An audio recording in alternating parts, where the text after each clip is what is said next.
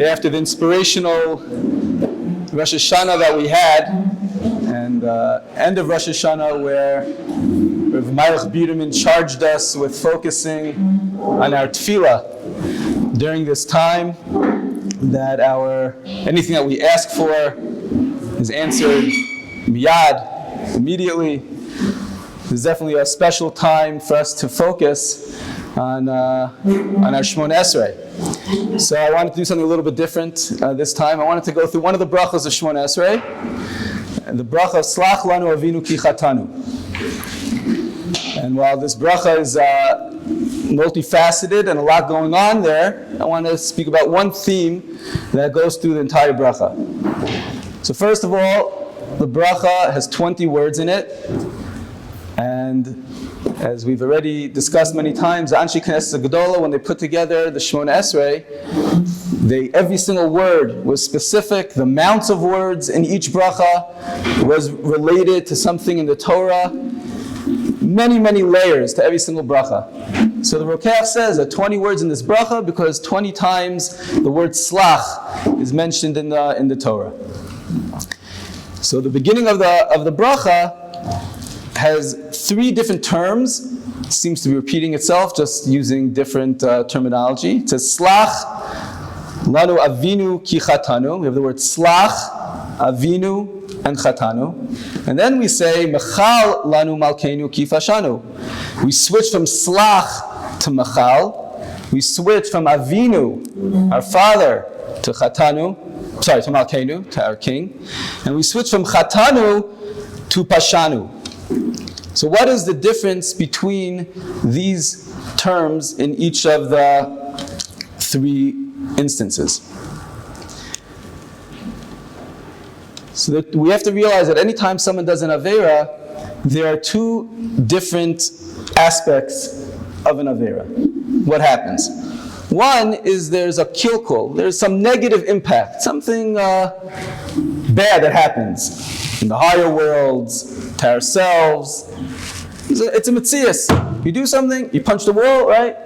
You make a mark on the wall, or you make a mark on your hand. Something practical happens. So a person does an Aveira, something practical, there's an effect, there's an impact. But there's another aspect, and that is that if a person rebels against someone, so there's a pigiyah, there's a negative impact in the honor of the person. When you don't listen to someone, so you're not respecting them. That's irrelevant to anything practical, tangible that you could touch. It's just you're being disrespectful. So anytime someone doesn't listen to Hashem, 2 things happen.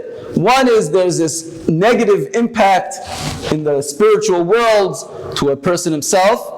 And second, there's a certain rebelliousness that a person isn't respecting, he's not honoring the great HaKadosh Baruch Hu, who asked us to do something, asked us not to do something.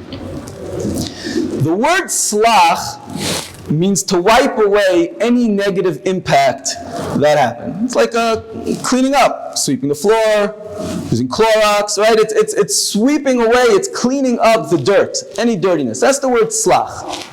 Mechal is used with the word honor. When someone disrespects you, you're mochel him. It's okay.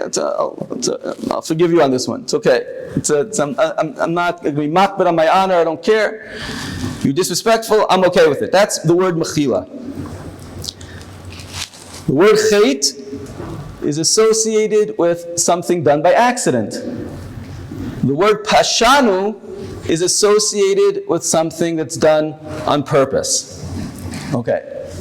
Now we've got the definitions, now we're ready to put it all together, and we're going to see something absolutely phenomenal that comes out of this bracha. When I do something by accident, chatanu, that's how we start. So which one of the 2 negative impacts that occur is worse?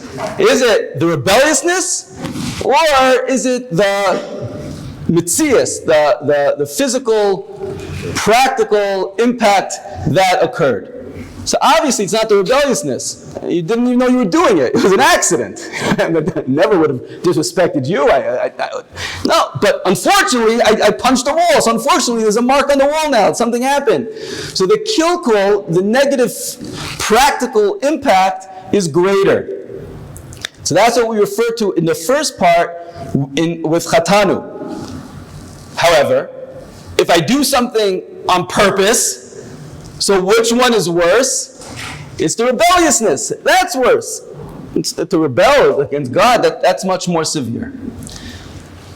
So Rav Heller, who's a Talmud of Rav Yisrael Salanter, has a sefer called Beis Tefillah. And he explains the bracha as follows. First, we start small. Salach Lanu Avinu ki chatanu. Hashem, we did something by accident. So unfortunately, we made a negative imprint somewhere. So Salach, please wipe it away, clean it up. I mean, you are my father after all. And my father, you never want me to have anything negative involved with me, any disease, any this, any that. So please, just wipe it away. Salach, clean it up. My chatanu, that thing that I did that had a negative impact, please just go ahead and wipe it away. And then we build up and we say, but we also rebelled against you. Who's the person that cares about rebellion? Not a father. Right? You go to your father and you say that, oh, I'm so sorry I did this. That's okay.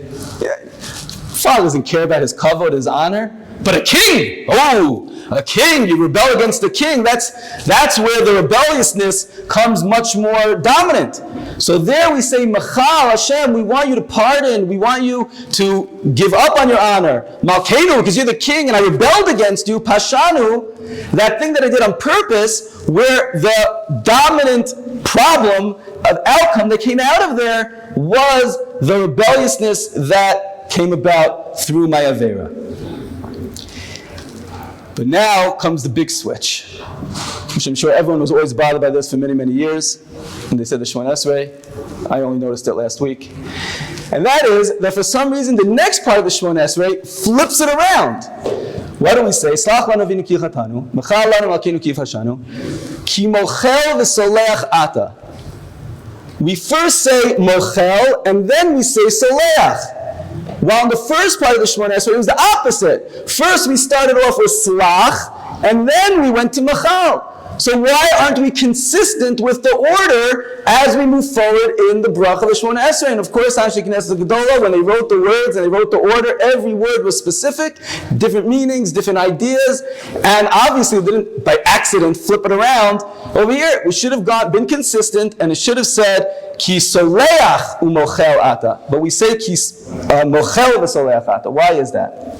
So he explains as follows. And this is just incredible for us to appreciate the relationship that we have with Hashem.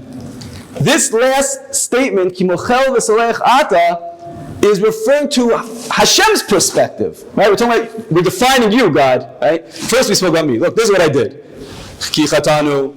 Kifashanu. This is what I did. I got to build up, go from the accident to on purpose, from the dirtiness to the rebelliousness. Okay, I got to build up. But now I'm defining you, God. Kimochel v'soleach ata.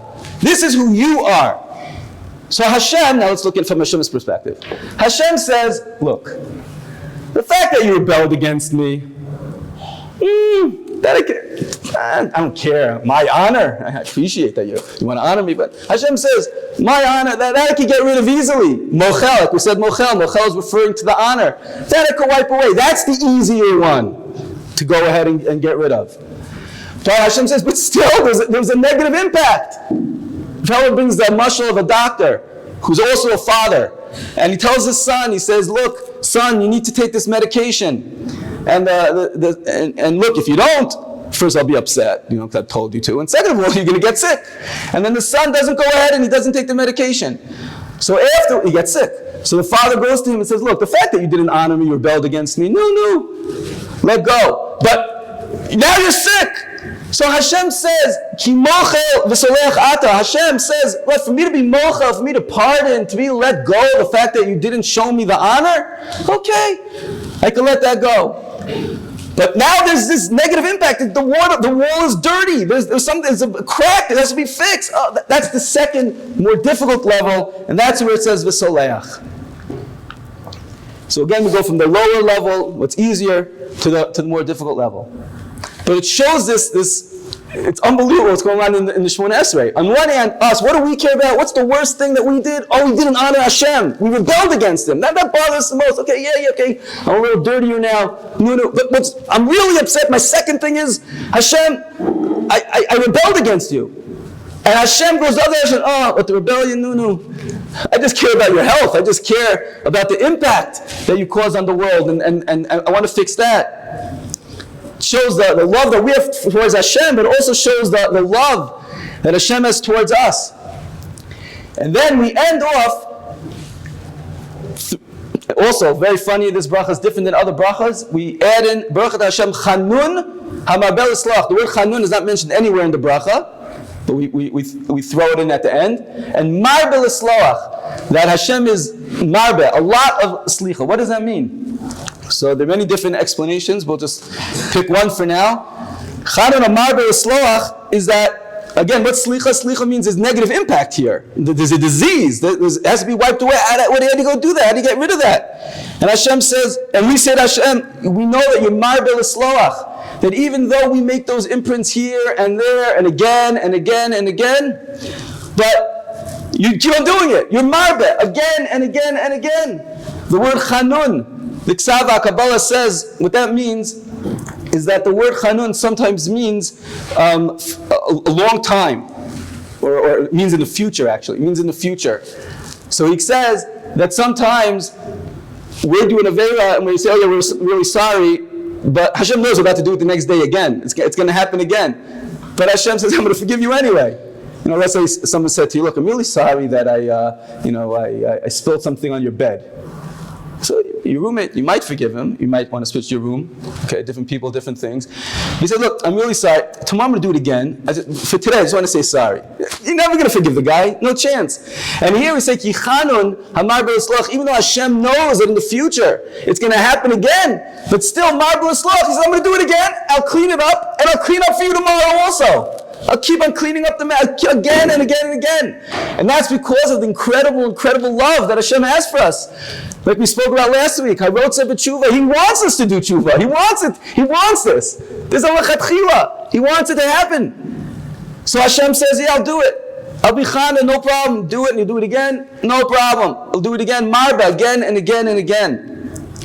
And if a person focuses on these brachos and Shemona Esrei, again, during this week, we don't have the al-chetz yet, and we don't have maybe the longer Shemona Esreis, but we don't need that, because we say this the whole year. So if we just think about these words, and what we're saying, what we're asking from Hashem, and the way Hashem reflects it back to us, and that relationship between the two of us, and how Hashem just keeps on giving to us, and giving to us, and giving to us, and that He wants us to continue to push forward, and to push through any challenges, and we might have difficulties, or stumbling blocks, and we just go again and again. Hashem said, I'll help you again, and I'll help you again. It's an incredibly powerful feeling that we should walk out of our Shemona Esrei. And of course, just like anything with the relationship between us and Hashem, we always have to try to have that relationship with other people as well. And someone might hurt us, and someone might anger us, and we know the guy's not really sorry, or he is sorry today, but he's in dreamland, and we know he's going to do it again. But we don't care. If Hashem could be Ma'aber Sloach, we could do it again and again and again. And as Hashem, if we could deepen this awareness of the relationship we have with Hashem, the more love we'll have for Hashem, the more easier it'll be for us to go ahead and do the mitzvahs, this tremendous amount of ava, and in turn we'll also be able to be nicer to other people, care about other people, more forgiving for other people, and we'll all be able to get to tshuva shlema meher v'yameinu.